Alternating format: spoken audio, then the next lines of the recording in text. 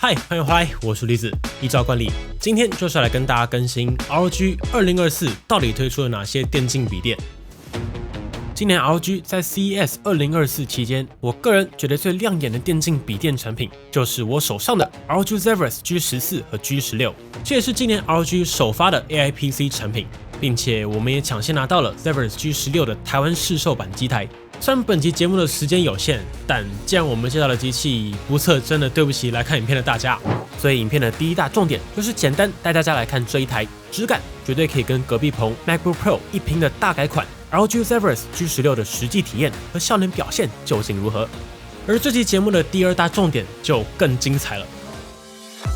2024年的笔电效能进展可以说是常规更新，同时又大改架构的一代。没错，已经听懂的朋友就知道我在说的是 Intel CPU 目前两条产品线的状况。高效能系列笔电依旧是由 Intel HX 系列处理器，也就是 Intel Core i9-14900HX 继续发威。今年的 HX 系列跟去年相同，同样是把桌机处理器塞进笔电的一代产品，在峰值效能上非常强劲，依旧可以说是比很多人家里面的桌机都还要强啦，因此也非常考验笔电的解热能力。而另一条产品线，我说架构大改的，当然就是在说 Intel Core Ultra 系列的处理器啦。采用全新架构以及最新 Intel 4制程，配备上台积电 N5 加 N6 制程所打造的新世代 CPU， 也开启 AI PC 的前哨战场，更是今年的一大看点。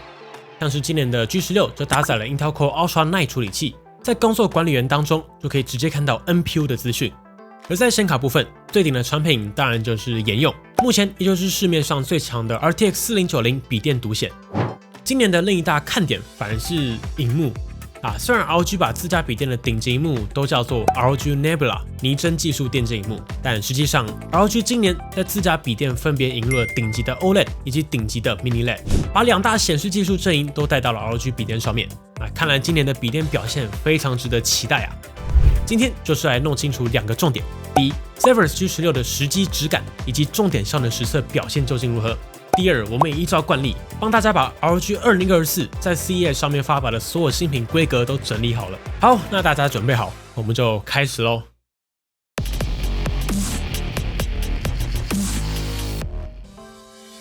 节目的一开始，我先带大家认识一下今年 ROG 在 CES 2024上面发表的重点笔电，主要有6台，分别是 ROG 的 Street Scar 16以及 Street Scar 18。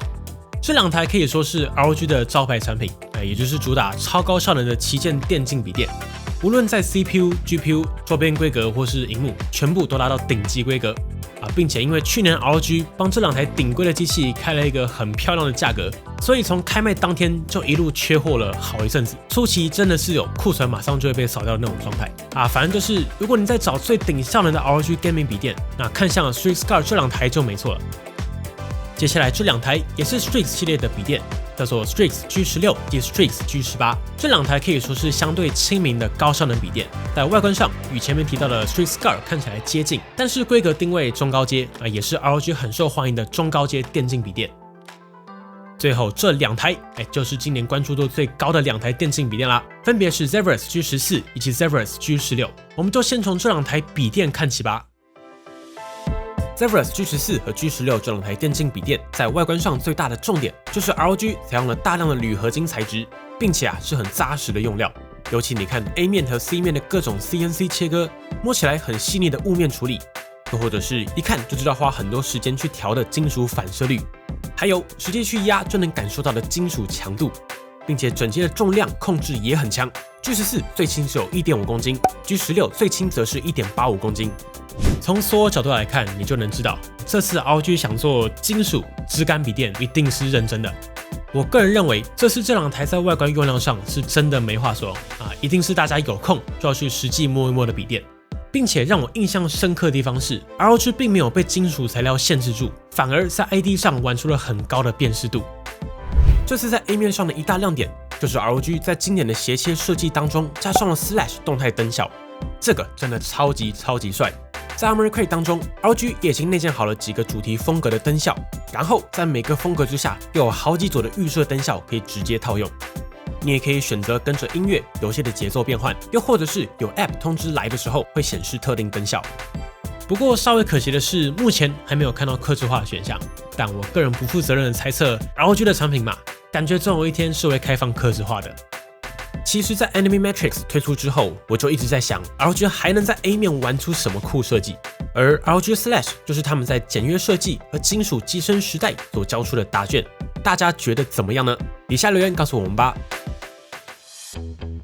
而在 A 面上还有一个小细节，就是左下角 ROG 名牌的概念也被保留了下来。ROG 直接在 A 面的金属上 CNC 切出高亮的文字刻痕，细看非常细致，甚至我觉得喜欢金属材料的朋友，绝对可以在这个 logo 上获得疗愈。最后，我们大力按压这个 A 面的强度给大家看，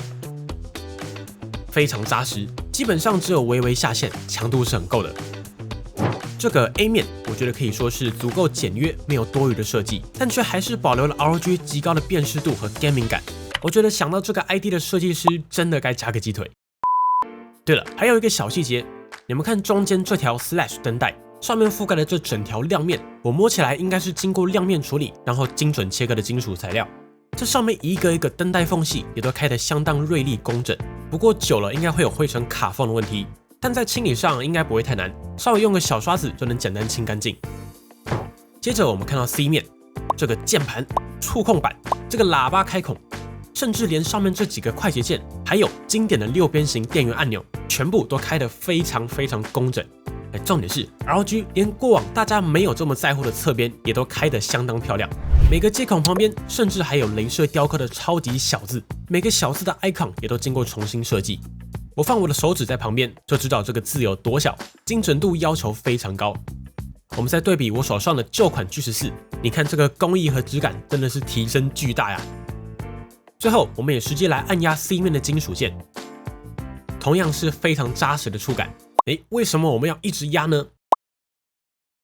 因为有在关注笔电的朋友就知道，很多笔电虽然标榜采用金属材料，但是你实际一压，可能就会发现机身明显下陷，松松垮垮的，那质感真的就瞬间砍半。但我个人最喜欢的还是 ROG 在金属材料上玩出自己的风格，并且还保有一定程度的 gaming 感。我相信也是因为这样，这次的 Zephyrus G14 和 G16 才会从亮相的那一刻开始，大家的焦点就都在外观设计上，差点还忘了它的内在和规格其实都很猛。以我手上的这台 G16 来说，搭载的是全新登场的 Intel Core Ultra 9处理器 185H， 也是今年 AI PC 系列处理器的效能之选，搭配上最高115瓦的 RTX 4090笔电独显，拥有32GB LPDDR5X 的 RAM， 以及2TB PCIe 4.0的高速 SSD。因为时间的关系，我们无法展开来详测，但当然也不能让大家空手而回。我们简单测了几个重点表现。SSD 经过我们实测，循序读写速度分别可以达到每秒7140以及6530 MB， 也就是 PCIe 4.0第一梯队的表现。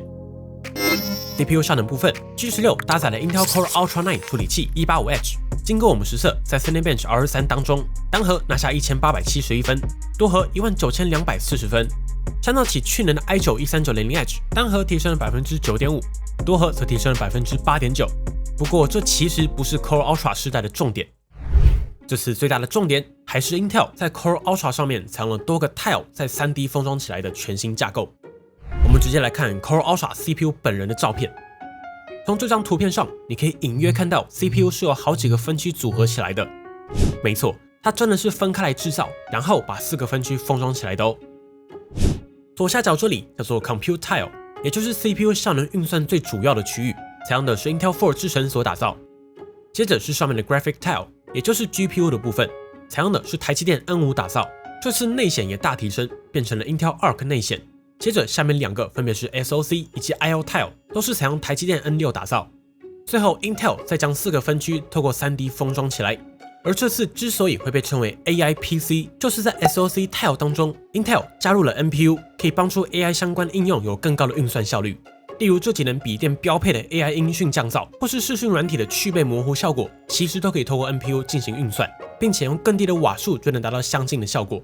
例如过往视讯的背景模糊，大多都是透过 GPU 解码，而现在只要软体支援，像是 Windows 内建的视讯背景模糊处理，已经可以透过 NPU 进行模糊运算。可以看到，当我左边把模糊效果开启的时候 ，NPU 也就同步开始运算。相较起过往透过 GPU 独显运算，大约要30瓦左右的功耗，现在透过 NPU 大约只要5到10瓦就能完成。而在 AI 软体的应用上，我们也简单测一下在 Stable Diffusion 的生成速度。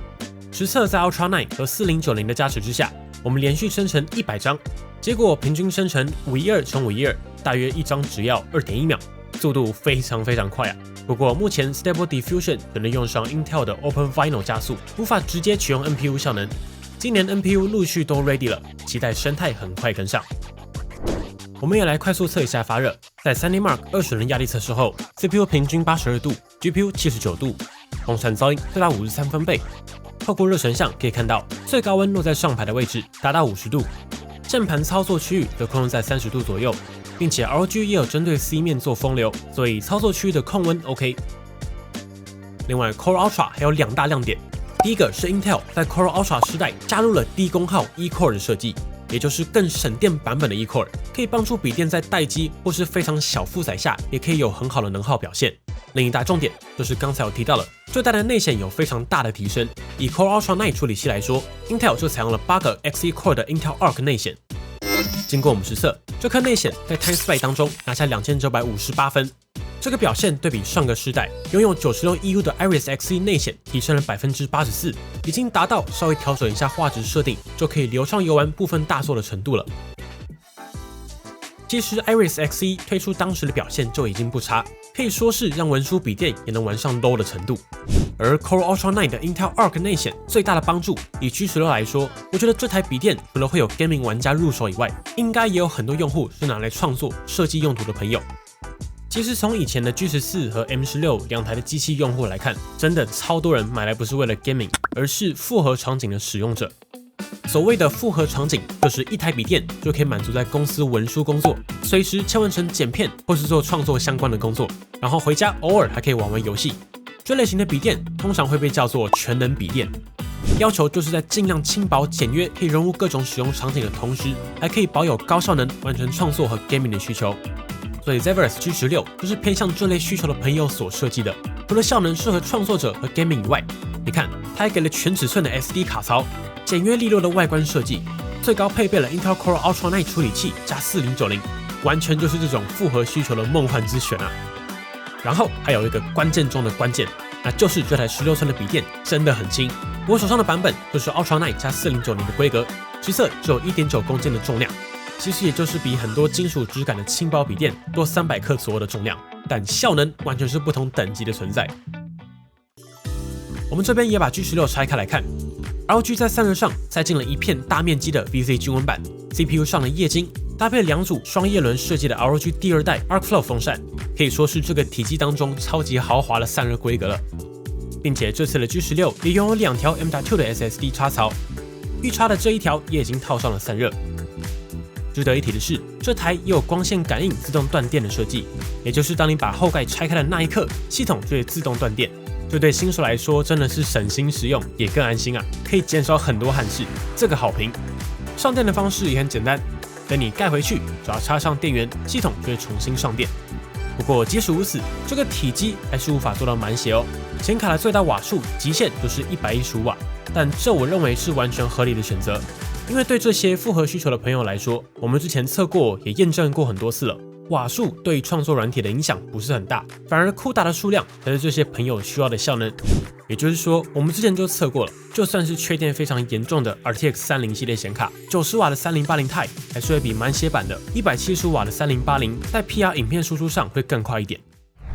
所以我们就来实测一下，搭载 Intel Core Ultra 9处理器加115瓦4090的笔电，对上 i9 13980HX 加175瓦4090的笔电，在 GPU 加速场景的输出表现上，175瓦的4090花了15分23秒完成，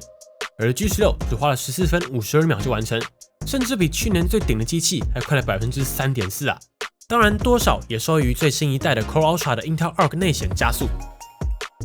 不过看到这个差异，大家应该就懂了吧？这真的就是复合需求创作者的梦幻机种啊！从以前一定要捧着一台接近3公斤的高效能机种，到现在只要不到1.9公斤，还快了一点，这真的很舒服。然后我刚才讲到的 Intel Arc 内显，因为效能强了一圈，也可以帮助创作者们在出门 demo 或是在玩文书的时候，就可以在 Armoured Crate 选择省电模式，关闭4090度线。只要用这次新的 Intel Arc 内显，就完全可以应付 Photoshop 修图、Lightroom 调色等等图片处理的任务，同时大大延长续航力。我们也实测，在 PCMark 续航测试中 ，G16 可以达到8小时12分的续航力。以高效能笔电来说，这个表现非常可以啊。这同时也是受益于 Ultra Night 在中低负载下的能耗优势。另外还有一大重点，就是这代的 Zephyrus G14 和 G16 的萤幕都完全移除了塑胶框架，萤幕就是一整片玻璃镜面。你看这个质感真的是提升了超多啊！我这边也直接对比我出门在用的 G14 Alan Walker 联名版，移除塑胶框架真的神清气爽。看到右边新款 G14 的这块萤幕，真的是超级羡慕啊！重点是萤幕也非常顶。Zephyrus G14 采用的是由三星供应的16:10 3K 120Hz OLED 萤幕，而 G16 则是采用16:10 2.5K OLED 萤幕。这块萤幕支援最高240Hz 的萤幕更新率，以及500尼特的最大亮度。经过我们实测 ，G16 这块萤幕在全白画面下的确可以达到410尼特的亮度，在 HDR 之下更是可以达到650尼特的峰值亮度，表现也是笔电的第一梯队。而在色域色准上 ，G16 总共提供了原生、sRGB、DCI-P3 以及 Display P3 4档显示模式。实测 sRGB 就是限缩在 sRGB 色域，达到了 97.49% 的 sRGB 色域覆盖，色准也很准，德台达到 1.998， 这个数字小于2就是够准的意思。而 DCI-P3 和 Display P3 都可以达到 99.62% 和 99.4% 的对应色域覆盖。DCI P3 模式下的 Delta 达到了 1.91， 而 Display P3 则是 2.66， 离小于2差了一点点。最后原生模式就是没有再管标准，把显色撑好撑满就对了。经过实测，以 ratio 来看，大约是 151% 的 sRGB， 111% 的 DCI P3， 并且 coverage 可以达到 97.48% 的 Adobe RGB， 以及 80% 左右的 BT2020， 就是鲜艳讨好眼球的取向。对了，我想特别补充一点，这次的 Zephyrus G16 不只是换了玻璃萤幕，这块萤幕也有做抗反射处理。你看我对比旁边一般的亮面 OLED，G16 这块的萤幕反射亮度明显更低，亮面玻璃就是要有抗反射，给个好评。此外，这块萤幕也支援了 Dolby Vision 杜比世界，实测在 Netflix 当中可以点灯 Dolby Vision 和 Dolby Atmos 双杜比。最后 G14 和 G16 的喇叭真的都很有料，也都支援 Dolby Atmos 模拟空间音讯。我这边拿 G16 对比我手上的 D56， 让大家感受一下。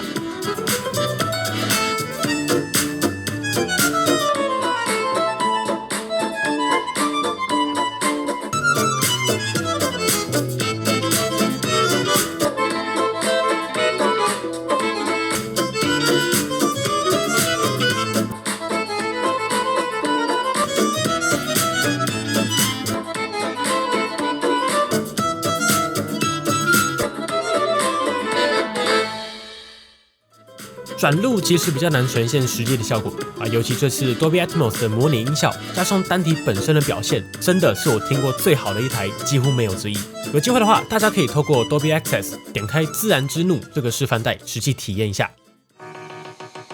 最后看到 C 面，这个方正的键盘搭配上 ROG 重新设计的文字，真的美，并且这次键盘 ROG 也处理得非常方正利落，很漂亮的巧克力键盘啊。而且你完全可以感受到 ROG 设计师的为难之处，他超级努力的把注音和仓颉的小字精心排列，尽量让注音版本也可以有非常漂亮的键盘排列。不过小可惜的是，排版都是白色背光，没有 RGB。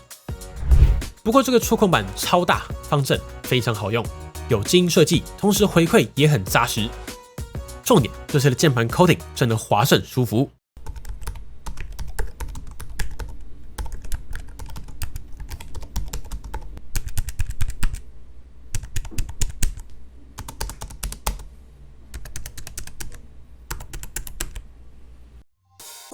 对了 ，ROG 今年也帮这两台换上了新的方形充电接孔，两面不分方向都可以插。接孔部分 ，G16 该有的都有 ，HDMI 2.1， 实测可以输出 4K 144以及 8K 60，然后 Thunderbolt 4 ，PD 100瓦的快充 ，DP 画面输出，然后有一个全尺寸读卡机。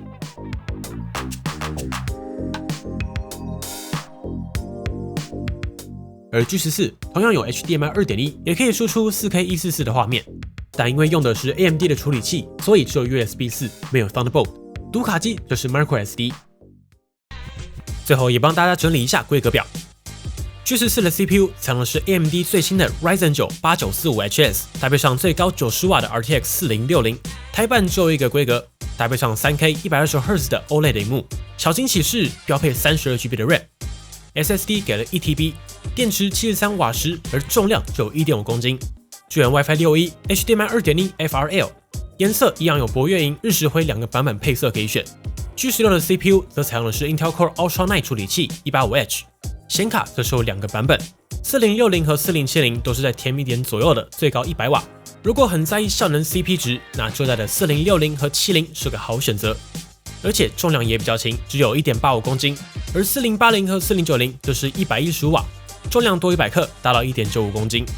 所有的版本都搭配上 2.5K 240Hz 的 OLED 屏幕，这个不错，也都标配 32GB 的 RAM。储存空间部分，4060和70 SSD 给 1TB， 4080和4090就是 2TB， 电池都是90瓦时。不过4080和4090的显卡瓦数比较高，所以变压器也给到240瓦，都支援 WiFi 6E、HDMI 2.0 FRL。要注意哦，薄月银版本目前只有4060和4090两个版本，日食灰的话则是4060、70、80、90四个版本都有。另外也帮大家确认了，今年的 ROG 笔电也都随附了3个月的 Xbox Game Pass Ultimate 免费订阅。接着是去年已经大改款的 Strix Scar 16以及 Strix Scar 18，今年主要就是在规格上的进化为主，外观上的主要改变是 A 面的 Slash 从一代的文字 logo 变成了相对简约的横排文字，而在 C 面上也从文字 Slash 变成了类似半透明概念的设计。B 面则维持16:10的萤幕比例，在满版的同时也利落不少。而在规格上 ，Strix Scar 就是 ROG 的真效能系列。CPU 部分搭载的都是 Intel HX 系列的猛兽 i9-14900HX， 采用24核心的设计，拥有8个 P-Core 以及16个 E-Core， 真的就是把桌机处理器塞进笔电的一代。而在 GPU 部分 ，Scar 16最高搭载 RTX 4080，而 Scar 18则是有4080和4090两个版本可以选择，并且无论是 Scar 16或18，在 Dynamic Boost 之下，瓦数都是满血175瓦。ROG 必备的 Mark Switch 独显直连当然也有。而在萤幕上，今年不分 Scar 16或18，两台都用上了 2.5K 240Hz 的 Mini LED 背光显示器，最高也都可以达到1100尼特的峰值亮度。终于今年18寸的萤幕也有 Mini LED 的解决方案了。机体部分最高有2个 SODIMM 插槽，所以最高可以插满 64GB 的 DDR5， 部分版本则是搭配16×2，总共32GB。储存上也会有 1T 和 2T 两种版本可以选，两台也都搭载90瓦时的电池，并且今年的 Strix Scar 16和18也沿用了环状出风设计、3风扇散热系统以及采用液晶散热。接着是相对平价的效能机种 Strix G16 以及 Strix G18， 在规格上 CPU 部分与 Strix Scar 系列相同，搭载的都是今年最猛的 Intel HX 系列 i9-14900HX， 采用24核心设计，拥有8个 P-Core 以及16个 E-Core。而在 GPU 部分，两台都有4060和4070两个版本可以选择，并且无论是 G16 或是 G18， 在 Dynamic Boost 之下，瓦数都是满血的140瓦，独显直连当然也有。而在萤幕上，今年的 G16 和 G18 两台都是维持 2.5K 240Hz 的 LCD 萤幕，最高可以达到500尼特的峰值亮度。机体部分拥有2个SODIMM插槽，最高有16×2，总共32GB 的 DDR5， 根据版本不同进行配置。储存上，4060的版本都是搭配 1TB， 4070则都是搭配 2TB， 两台也都搭载90瓦时的电池，并且今年的 Strix G16 和 G18 也同样采用了环状出风设计、3风扇散热系统以及采用液晶散热。好啦 ，ROG 今年电竞笔电阵容的总整理大概就到这里了。真的是内容丰富又强大，我们也尽量都把细节和规格整理出来了。如果大家还有任何问题，欢迎底下留言一起讨论。整体来说，今年的 Zephyrus G14 和 G16 就不用多说，我相信只要是历代 G14、M16 的用户看到这台机器就会马上心动。那效能党绝对会说是散热不够，怎么不做满血呢？可是有入手 G14 和 M16 的朋友应该都懂，大家要的其实是在轻薄体积下尽可能强大的效能。那如果要最顶 ，Strix Scar 就很香啦。对了，我稍微补充一下，这代的 G14 在 ID 上是真的极致许多。上一代是 1.72 公斤，这代只有 1.5 公斤，所以在解热瓦数上没有上一代来得高。所以如果你比较在意效能释放的话，还是上一代，或者是干脆再加个100克左右，直上 Zephyrus G16 或许是个选择。这代的 G16 的减重是真的做得很漂亮，16寸高效能、高质感的颜值， 1.85 公斤在规格上是真的很漂亮了。同时今年的 AI PC 也是真的很热，目前已经有许多软体可以直接使用 NPU 的运算支援，不过也期待接下来的软体发展生态完整之后 ，NPU 低功耗、高效率的特性大有想象空间。接着是 Street Scar 16和18，就是效能再强一年。其中 Scar 18也换上了最高可以达到1100尼特的 Mini LED 背光萤幕，基本上以价位来看，规格无憾的。而 Strix G16和 G18 主要也是换上了最新的 HX 系列处理器，其他规格也是在同价位带上该有的都有。好了，本期节目就先到这里，让我们一起迎接2024的电竞笔电市场，可以让我们看到更多惊喜啦！如果喜欢本期的节目，不要忘记订阅邦尼，并且打开小铃铛，及时收到我们最新的评测通知。当然，你也可以在 Facebook 邦尼 AI 小助理、Instagram 以及 Line@ 找到我们。如果还有其他问题，别忘了底下留言。那我们就下期影片再见喽！